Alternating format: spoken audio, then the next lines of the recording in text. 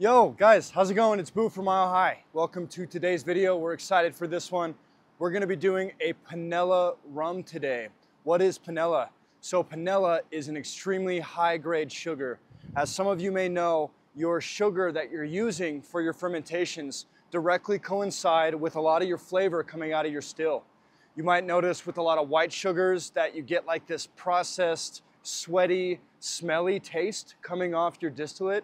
And I mean, that's how white sugar is. It's processed, it's basically bleached. So there's a lot going on with it. Brown sugar, we found, is a little bit better than that white sugar.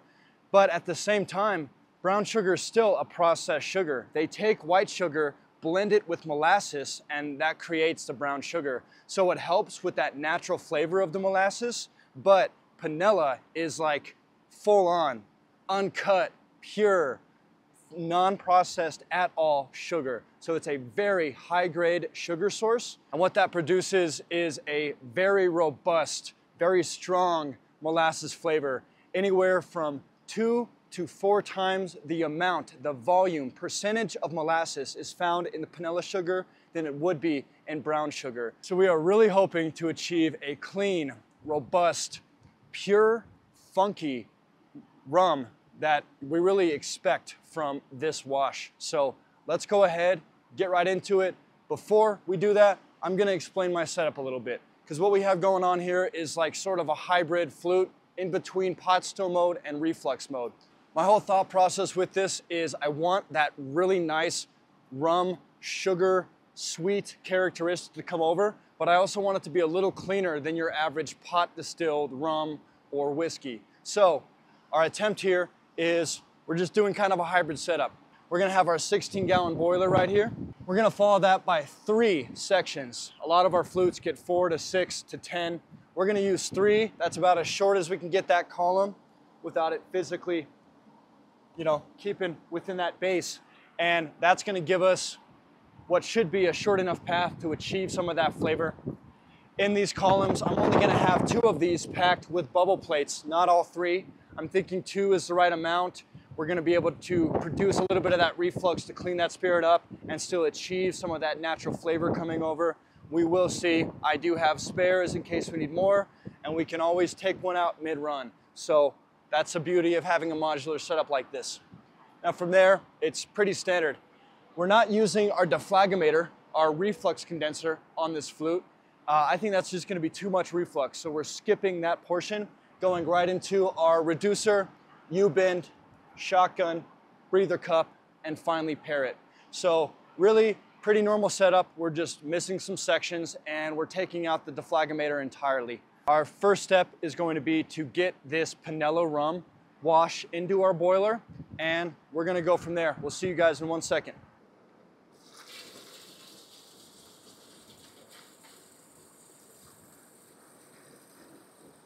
And now with that first batch in, I want to show you guys something here.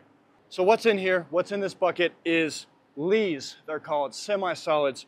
There's so much jam-packed funkiness and esters included in this lees. It's going to be really important for us to use, because one of the next things we're going to be doing on this channel is making a dunder rum. That's a really funky, high ester rum that's made through basically this, lots of backset, different things like that. We're gonna be keeping what's in this fermentation for a future run. Be sure to subscribe to our channel. Be sure to keep your notifications on for when that video launches. While you're at it, if you've liked what you've seen so far, please like the video. If not, continue to watch the video. Maybe you'll like it then. If you do, give us a thumbs up. Anyways, we're gonna keep this. So if you're planning to do a dunder rum, keep your lees as well. Okay guys, we have began our run. The immediate smell that filled the air when this still started was very, very pleasant. We're pouring off our 4 shots now. There's definitely a lot of fruity notes so far, which is what we really want in our rum. I think the secret to a good rum is high esterification. So what esters are usually found in our tails and later on in our runs. But esters are usually higher boiling points in ethanol. They're filled with a lot of different notes. If anyone's watched my making cuts video, I kind of went through the chart of all these different sorts of esters, and kind of explained what they are, their boiling point, and what they're used for. A lot of these esters are used for like an orange juice. They're used as just fruit enhancers for different things. So there's lots of fruity notes, tropical notes in those esters. And so a high ester rum is what we're really shooting for. And so far, we're liking that. We're liking what's coming off. Even being 4 shots, I gotta watch out how much I actually taste of these, but I would say really it's more flavor than I've expect out of really any other run we've done in terms of 4 shots. We definitely have a nice sweetness to it. Again, those fruity notes are coming over, almost like a pineapple type is what I'm getting more than anything, I think. Let's go ahead and get this jar filled up, get into our heads, and take it from there. One thing to also mention is back on the topic of dunder, aside from using those lees and everything found in our fermentation, we're also going to be using the distillate in here. After we finish our run, what's going to be left in this boiler is a spent wash. It's probably going to have 5 to 10% alcohol concentration, but it's going to be jam-packed full of all those esters we're looking for. There's going to be a lot of really good stuff there. So we're going to be dumping what's left in this boiler after that run into a container, and we're going to be using that for our base for our dunder rum. So the better this is, I think the better our dunder is going to be. So we're just hoping for the best here. The goal here is to make a high quality rum, smooth, jam-packed full of flavor, but remember, we're only working with sugar, and that's like as easy as you can get. Anyone can dissolve sugar in water and pitch some yeast on top and make a fermentation. So if we can achieve a really nice rum using that method, I mean, anyone can. Using our inline parrot, we're looking to be about 150 proof. That's pretty good. I might start with trying to get to 160 just for the beginning, seeing how stripped that makes our flavor, and then pushing down from there. Too early right now. Too early to really play with that. We're just gonna let our 4 shots come over. Another thing we're gonna notice during this run is on our final product condenser, we have a needle valve. Now these are extremely high precision valves. We usually use this for the reflux because our reflux condenser, our deflagramators, are really touchy, and so we need really precise control in order to fully get that condenser cooled down as well as knock down all those vapors efficiently. We don't really require that on our final product condenser. It really doesn't, precision doesn't really have as much of a point here. However, I do these videos not just for you guys to have fun, but I like to experiment during these videos. So I'm curious if we can effectively adjust our proof level and adjust our flow and vapor knockback by having this on our final product condenser, if it even matters at all. I really just want to see if it does. Okay, we have just collected our first jar of heads, and really, I think with how clean this sugar is, that's all we got. We're gonna take a quick taste test. We're sitting at 160 proof.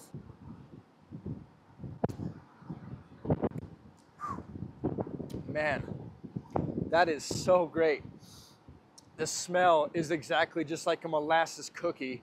I mean, it's just so much earthiness and chocolate and just that funkiness. Anyone who's had molasses cookie or otherwise knows what I'm saying there. It's so unique and it's carrying over so well in the smell, in the taste. That's definitely on the back end. You can feel that molasses, chocolate, a little bit of caramel just kind of going down your throat. It's really pleasant, chock full of flavor. We're at 160 with passive reflux going, and we're still getting such a good residual flavor over. Really happy with this. From here, what I want to do is speed things up. We're going to get a little bit faster on our controller, try to bring this now down to maybe 150, potentially even 140 proof.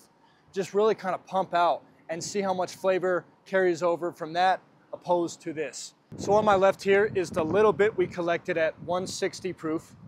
On my right here is the 130 proof. We knocked it down to 130. and filled this up. Now smells are fairly similar. We have a lot of wind going on. It's a little bit hard to smell. I almost feel like the jar to the right here has maybe just a tiny after smell of that sweatiness that we talk about.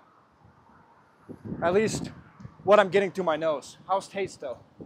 I think now is a perfect time to remind you guys, if you've enjoyed the video this far, to please like the video, please subscribe to our channel. Down below, you're gonna find all our social media, our Instagram. We're constantly posting things in.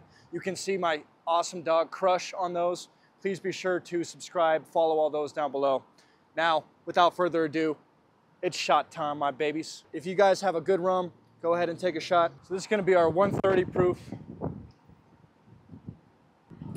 Man, dude, it is just so jam-packed full of flavor. You've got this really robust, intense flavor coating the roof of my mouth right now. Definitely some chocolate notes in there. There's almost an earthiness to it. Just all the way pleasant, but it burns a little bit, no doubt about it. Now let's now take our 160 and see how they compare. So definitely less intense on the flavor, still a ton of flavor, and it smooths out pretty considerably. I think I'm opting for the 160 version, but I am really enjoying the amount of flavor I'm getting out of that 130. That's hard to beat.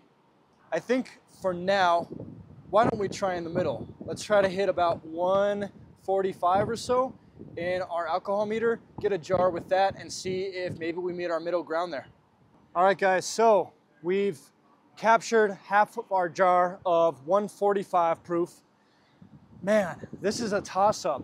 We have 4 people here between me, the cameraman slash owner, Noah, and then we have Austin as well as Jeff over here at Bomber Peak. And we've gotten everyone's opinions. We're tossed up, man. We can't decide which one we like better. We have one at 160 proof, we have our jar at 130 proof, and then we have our jar at about 145 proof. And we're getting different people with different opinions. I think what we're gonna go on for the remainder of the run here is, well, hold on. We wanna do a test first. What was so liked about the 130 is obviously the immense amount of flavor coming over in it. Of course, with that added flavor, we sacrifice the smoothness of the spirit. Our 160 has that smoothness, but it's less powerful in what it's attributing with flavor. So what Austin suggested here, he mentioned that even though he likes the 130 proof the best out of all of these, he thinks that we might carry over that same impactfulness of the flavor from the 130 proof jar in the 160 jar when we dilute it down with water. So what we'll do from here is we're gonna take our jar of 145 proof, we're gonna dilute it down to 40%, 80 proof, and we're gonna see if that increases the overall amount of flavor. If it does, I say we keep it at 150 to 160 proof for as long as we can in our hearts. If we see a loss of flavor, even after diluted down, I say we continue at 130 proof for as long as we can. So let's go ahead and do that now, and we'll give you guys the results here. We're coming at you live with a breaking news story. This rum is fantastic. We think we're still in our hearts. We might be maybe heading just a tiny bit into our tails. Our volume wouldn't really indicate that, but what's coming over right now is so banana-y and fruity. It's absolutely blowing my mind, the amount of flavor we're getting out. Guys, I would really recommend you try Panela sugar just to see how your batch goes. We have started selling the sugar. You will find a link to it down below. Give it a shot. I am really impressed with what this sugar is doing so far. Guys, we haven't really touched base in a bit. We're just enjoying this run so much. We've collected, I think we're currently at 12 ounce mason jars full of this rum. It's still coming through incredibly well. I think we might be starting to head into our tails now at this point. We're hitting about 100 proof, maybe a little bit above 105, 110, but still just jam-packed worth of flavor. I want to take this opportunity now as we're waiting for this remainder to kind of come out, to go ahead and start getting my back set ready for the Dunder rum that's coming in through a future part of this video. As I mentioned before, that's something we're going to be working on. Make sure to keep your notifications on our channel for this Dunder rum to come out. But essentially, what I have here is a 3-gallon can. That's where I'm going to collect my distillate. I don't want to collect that back set or anything in a polyethylene or plastic container, because we're going to be at such a high proof when we start getting this other back set in that we're going to start leaching flavors of the plastic. So we're going to use a stainless steel container to keep all this offset in. Let's go ahead and get some of our lees from our past fermentations. All this milk chocolatey looking sludge, basically. Hopefully y'all can see that. And we're just pouring direct into our container. There's not going to be really a lot here. We just want a little bit for the flavor. When we do a Dunder rum, we don't want this entire fermentation to just be this sludge. We're going to want to definitely get in some fresh molasses, fresh water, fresh yeast, obviously. We're just kind of using this as a kicker. So my thoughts on it is, for an 8-gallon batch, I'm probably going to end up using about 2 gallons worth of this back set. Hopefully that's the right ratio. I've never really done a Dunder before, so I guess we'll just see. But this is a 3-gallon vessel. I'll probably just end up filling this all the way up, and that way I have extra in case. Anyways, if you plan to do this, make sure to grab your lees, and then when we get there, we'll go ahead and pour what's left over in this boiler after our run directly in here as well. Okay, guys, we have nearly completed this run. We're sitting about 60 proof or so. We're gonna collect one last jar because what's coming over is still jam-packed full of those awesome rum flavors that we want. This is a very high ester rum, and we get a lot of those esters from the tails. So really what we're seeing, that funkiness, that's so present in these tails jars. So we could continue to collect from here. In fact, we probably would if we weren't on a little bit of a time crunch here. We're gonna stop collecting from here, and then the rest of what's in this boiler is gonna go into a separate boiler for our Dunder. We'll show that in 1 second, but for now, I wanted to just let you guys know we've collected about 2 gallons worth of this high quality, extremely flavorful rum, and we're really happy with our yield and our overall quality of this spirit. Stick around for the last part of this video, and goodbyes. Now with the run done, let's go ahead and collect the rest of our boiler for our Dunder with this back set right here. So 16-gallon boiler from Mile High, got a drain valve right there. Let's go ahead and get it.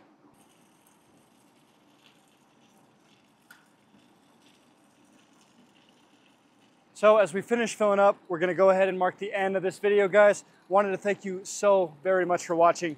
As I've mentioned probably too many times in this video, please be sure to like and subscribe to our channel.